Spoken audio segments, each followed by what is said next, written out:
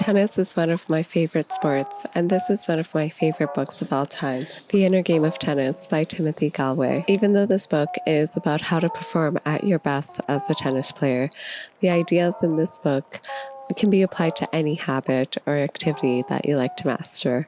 This book teaches you how to enhance your mind to become a better performer, and it uses tennis to low-key convey popular teachings in Buddhism and psychology. I've always had a rich inner life, and I tend to live in my head a lot. It is a blessing to have a rich inner life, but it can be a curse sometimes, as being too self-conscious can stop you from doing the things you want. As a recovering perfectionist who really just wants to achieve excellence consistently, I really appreciate how this book really reminds us to practice non-judgmental observation and simply focus on experiencing the state of flow and mindfulness. Even though this book was published in the 1970s and it was meant to be a tennis instruction book, I think the advice and insights in this book are still relevant and helpful for training your mind to perform at your best. The author of this book has a theory on how our self can be broken down into two selves.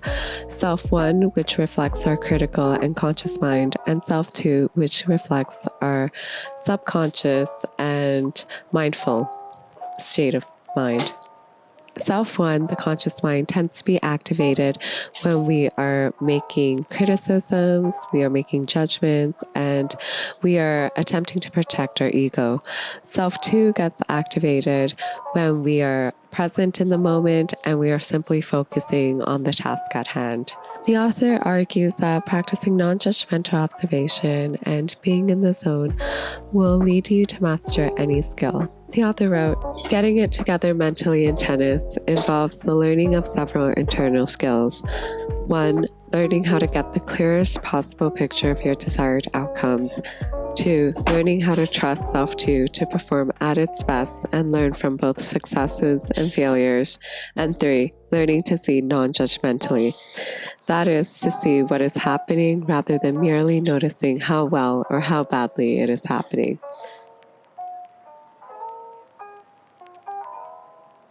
Learning how to get the clearest possible picture of your desired outcome is like visualizing.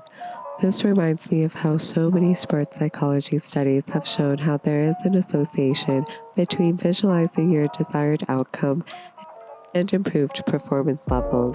When you imagine yourself doing the actions that are required to have an excellent outcome, you'll have a higher chance of actually executing the action well. When you practice and execute an action, for example, your mind is going through mental processes like memorizing the steps and strategizing.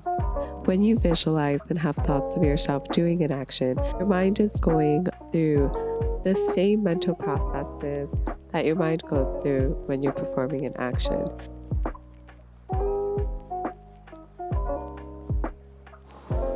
Internal skill 2 reminds me of the state of flow. According to the psychologist Mahai Csikszentmihalyi, flow is the way people describe their state of mind when consciousness is harmoniously ordered and they want to pursue whatever they are doing for its own sake.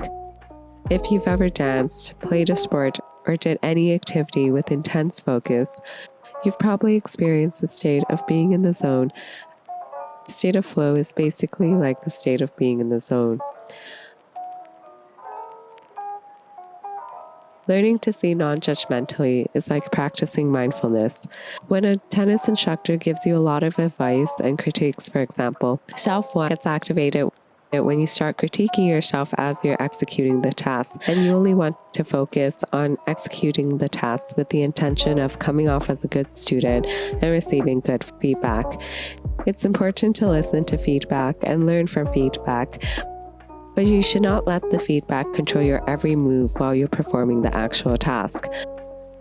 When you let the feedback control your every move while you're performing the actual task, you will be distracted by the self-criticisms you make and the judgments you make. When you let the external feedback and self-judgments control your every move during your performance, you will feel so self-conscious and self-critical to the point where you will feel too paralyzed to do anything properly. When it's performance time, you ultimately have to believe in yourself and trust that you can perform the actual tasks during the performance. You cannot be distracted by self-criticisms and others. After you listen to the tennis instructor's instructions, for example, you have to focus on making sure the tennis ball hits the center of your racket and making sure that the ball stays within the court's boundaries during performance time. You shouldn't focus on scrutinizing and judging how you are playing tennis during performance time. As self-one learns to let go, a growing confidence in the ability of self-two emerges.